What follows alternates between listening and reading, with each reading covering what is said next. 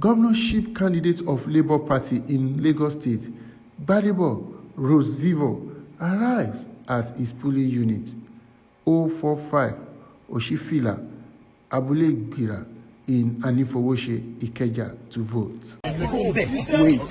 Where are you now? I understand you, Elijah.